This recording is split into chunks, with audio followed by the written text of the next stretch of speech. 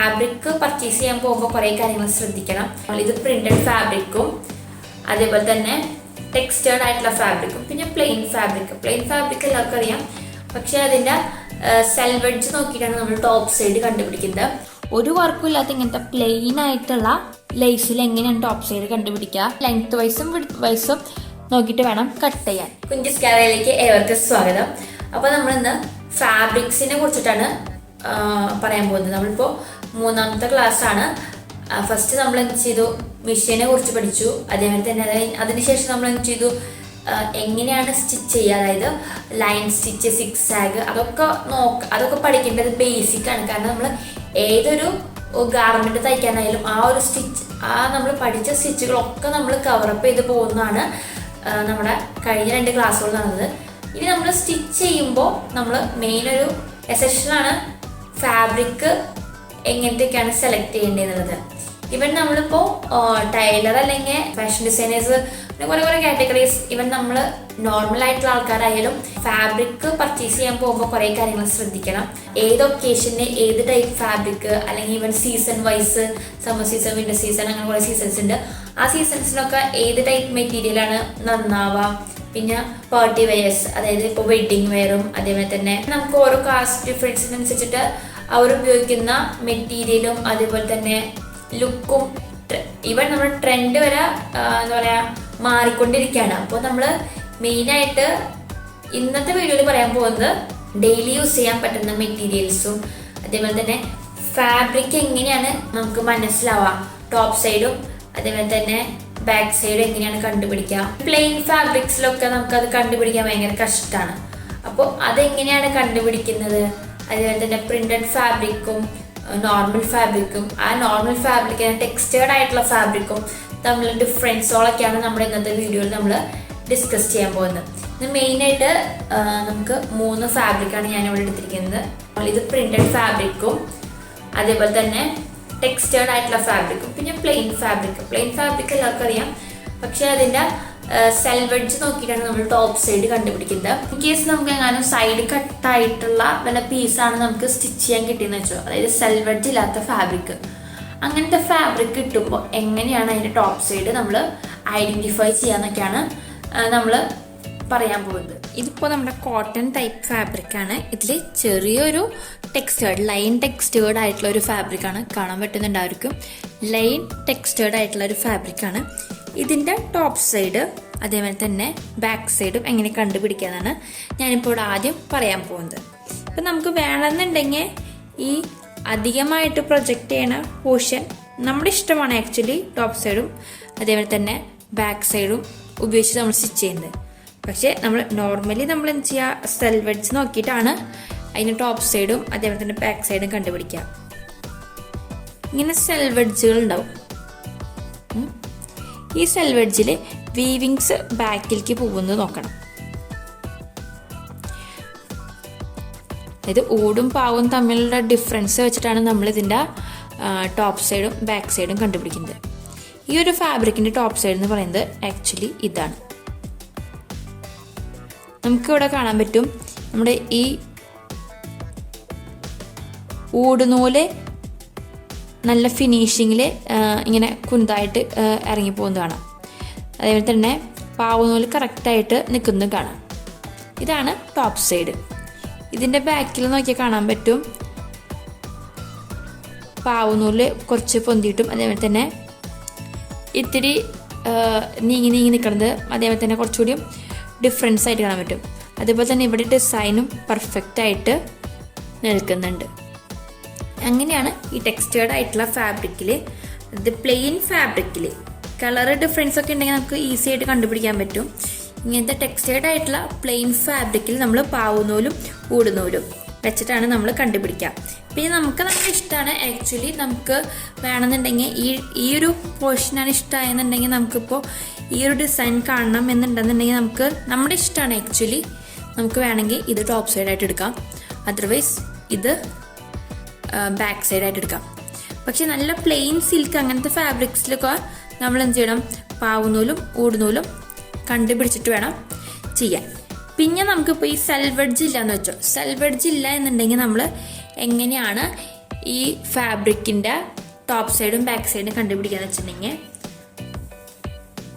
നമ്മൾ ഈ ഫാബ്രിക് ഒന്ന് താഴെ വെച്ചതിന് ശേഷം കൈ കൊണ്ട് ടച്ച് ചെയ്ത് വെക്കാം. രണ്ട് സൈഡും, അതായത് ബാക്ക് സൈഡും ഇങ്ങനെ വരുന്ന രീതിയിൽ ഇട്ടിട്ട് നമ്മളൊന്ന് ടച്ച് ചെയ്ത് വെക്കുമ്പോൾ ഏത് ഭാഗമാണോ സോഫ്റ്റ്, ആ സോഫ്റ്റ് ആയിരിക്കും ടോപ്പ് സൈഡ്. ഇതിലിത് റഫാണ്, ഈ ഒരു പോർഷൻ റഫാണ്, പക്ഷെ ഇവിടെ നല്ല സോഫ്റ്റാണ്. അപ്പോൾ ഇതാണ് ഇതിൻ്റെ ടോപ്പ് സൈഡ്. ഇങ്ങനെയും കണ്ടുപിടിക്കാം, അല്ലാന്നുണ്ടെങ്കിൽ നമുക്ക് സെൽവെഡ്ജ് നോക്കിയിട്ടും കണ്ടുപിടിക്കാം. പിന്നെ നമുക്ക് ഓപ്ഷൻ ഉള്ളത് ജൂട്ട് അങ്ങനത്തെ ഫാബ്രിക്സിലൊക്കെ ടോപ്പ് സൈഡിലെ പക്രിങ് എഫക്റ്റഡ് ആയിട്ടുള്ള ഫാബ്രിക് ആയിരിക്കും. അപ്പം അങ്ങനത്തെ നമുക്ക് വേറെ ടൈപ്പായിട്ട് നമ്മൾ നോക്കണം. കാരണം ആ ഒരു എഫക്റ്റ് നോക്കിയിട്ട് വേണം നമ്മൾ ആ ഫാബ്രിക്കിന്റെ ടോപ്പ് സൈഡ് കണ്ടുപിടിക്കാൻ. അടുത്തത് പ്രിന്റഡ് ഫാബ്രിക്. പ്രിന്റഡ് ഫാബ്രിക് നമുക്ക് എങ്ങനെയാണെന്ന് വെച്ചിട്ടുണ്ടെങ്കിൽ സിമ്പിളാണ്. ഏറ്റവും സിമ്പിളായിട്ട് നമുക്ക് പ്രിന്റഡ് ഫാബ്രിക് കണ്ടുപിടിക്കാൻ പറ്റും. ഏത് വശത്താണോ നല്ല പെർഫെക്റ്റ് ആയിട്ട് പ്രിന്റ് കാണുന്നത് അതാണ് ടോപ്പ് സൈഡ്. ചില ഫാബ്രിക്സിലൊക്കെ ആകുമ്പോൾ നല്ല എന്താ പറയുക, ഫൈനായിട്ട് ബാക്ക് സൈഡിലും അതേപോലെ തന്നെ ഫ്രണ്ട് സൈഡിലും കാണും. അങ്ങനെയുള്ള ഫാബ്രിക്കൊക്കെ ആകുമ്പോൾ നമ്മൾ സെൽവെഡ്ജ് നോക്കിയിട്ട് വേണം. സെൽവെഡ്ജിൽ ഏത് വശത്തെ ടോപ്പ് സൈഡിലാണ് നല്ല പെർഫെക്റ്റ് ആയിട്ട് കാണുന്നത് അതായിരിക്കും ആ ഫാബ്രിക്കിൻ്റെ ടോപ്പ് സൈഡ്. ഇനി നമ്മൾ ലേസ് അങ്ങനത്തെ സാധനങ്ങളുടെയൊക്കെ ടോപ്പ് സൈഡ് വല്ല വർക്കുള്ള ലേസൊക്കെ ആണെങ്കിൽ നമുക്ക് സിമ്പിളായിട്ട് കണ്ടുപിടിക്കാം. ബീഡ്സ് ഇങ്ങനെ ഉണ്ടെങ്കിൽ അതായിരിക്കും ടോപ്പ് സൈഡ് നമുക്ക്. ഒരു വർക്കും ഇല്ലാത്ത ഇങ്ങനത്തെ പ്ലെയിൻ ആയിട്ടുള്ള ലേസിൽ എങ്ങനെയാണ് ടോപ്പ് സൈഡ് കണ്ടുപിടിക്കുക?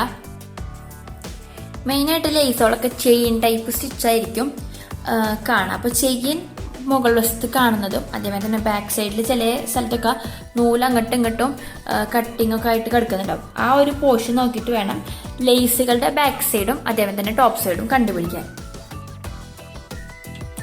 പിന്നെ അടുത്തൊരു പ്രശ്നം വരുന്നത് നമ്മളിപ്പോൾ ടൈലേഴ്സൊക്കെ ആകുമ്പോൾ അല്ലെങ്കിൽ സ്റ്റിച്ച് ചെയ്യണം, ചില സമയത്ത് നമുക്ക് കിട്ടുന്ന ഫാബ്രിക്കിന് സെൽവെഡ്ജ് എങ്ങാനും കട്ട് ചെയ്തിട്ടുള്ള പീസായിരിക്കും നമുക്ക് കിട്ടിയെന്ന് വരാം. അപ്പോൾ എങ്ങനെയാണ് ലെങ്ത് വൈസും വിഡ്ത്ത് വൈസും കണ്ടുപിടിക്കേണ്ടത്? നമ്മളെപ്പോൾ സ്റ്റിച്ച് ചെയ്യുമ്പോഴും ലെങ്ത് വൈസിൽ വേണം ലെങ്ത് കട്ട് ചെയ്യാനും വിഡ്ത്ത് വൈസ് വേണം വിഡ്ത്ത് കട്ട് ചെയ്യാനും ശ്രദ്ധിക്കണം. കാരണം ലെങ്ത് വൈസ് എങ്ങനെയാണെന്ന് വെച്ചിട്ടുണ്ടെങ്കിൽ വലിയില്ല, കറക്റ്റായിട്ട് നിൽക്കും. പക്ഷെ വിഡ്ത്ത് വൈസ് വലിയും.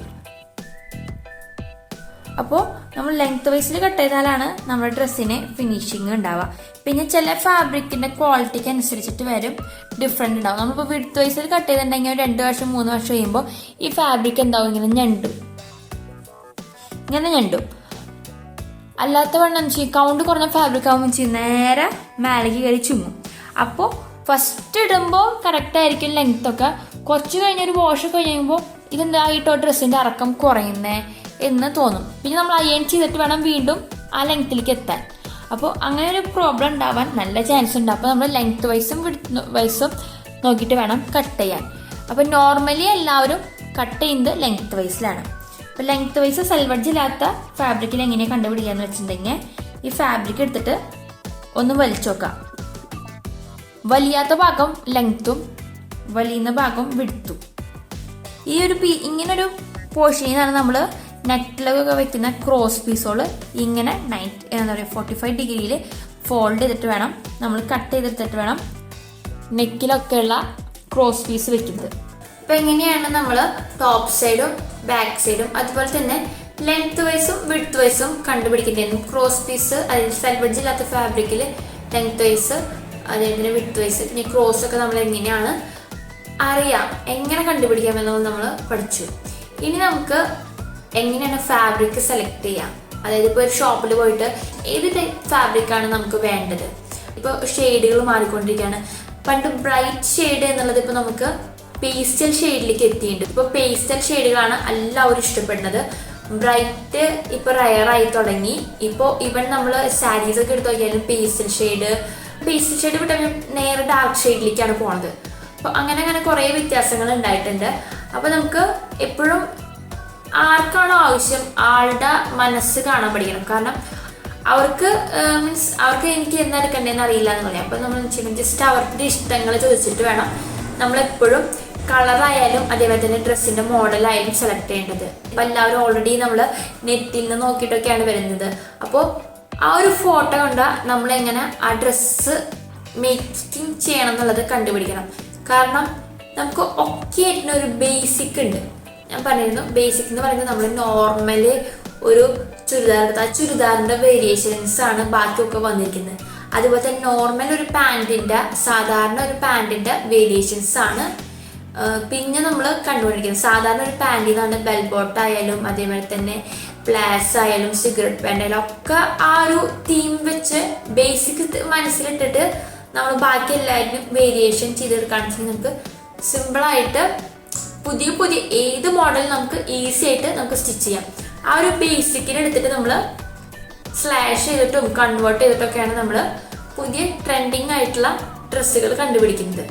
ഇപ്പോൾ ഇവൻ നമ്മുടെ ലെഗ് ഓഫ് മട്ടൺ, അതായത് ഇപ്പോഴത്തെ ഇവിടെ ചെറിയൊരു പഫായിട്ടുള്ള സ്ലീവാണ് ട്രെൻഡ് ചെയ്ത് വന്നത്. പക്ഷെ അത് ഏറ്റവും പണ്ടത്തെ ഒരു ഡിസൈനാണ് നമ്മുടെ മനസ്സിലത്. അതിൽ ശോഭനൊക്കെ ഇട്ടിരിക്കുന്ന ആ ഒരു പാറ്റേണിലുള്ള ബ്ലൗസുകളാണ് ഇപ്പോൾ നല്ല ട്രെൻഡായിട്ട് വരുന്നത്. അങ്ങനെ അങ്ങനെ കുറേ സിമിലർ ആയിട്ടുള്ള പണ്ടത്തെ കുറേ സ്റ്റൈൽസ് ഇപ്പോൾ ഭയങ്കര ഫെമിലിയർ ആയിട്ട് വരുന്നുണ്ട്. അപ്പോൾ അതൊക്കെ കണ്ട വഴിക്ക് അയ്യോ ഇതെങ്ങനെ സ്റ്റിച്ച് ചെയ്യാന്നല്ല ചോദിക്കേണ്ടത്. ഇതൊക്കെ സ്റ്റിച്ച് ചെയ്യാൻ അറിയാം നമ്മൾ ഓൾറെഡി നമുക്ക് അറിയുന്ന കാര്യമാണത്. അത് എങ്ങനെയാണ് ചെയ്യേണ്ടതെന്നുള്ളത് ജസ്റ്റ് ആ ഒരു പാറ്റേൺ മനസ്സിൽ നമ്മുടെ ബേസിക്കിനും ഇപ്പോൾ കണ്ട പാറ്റേൺ നമ്മളൊന്ന് മർജ് ചെയ്ത് ചിന്തിച്ചിട്ടുണ്ടെങ്കിൽ നമുക്ക് സിമ്പിളായിട്ട് ആ ഡിസൈൻ കണ്ടുപിടിക്കാം.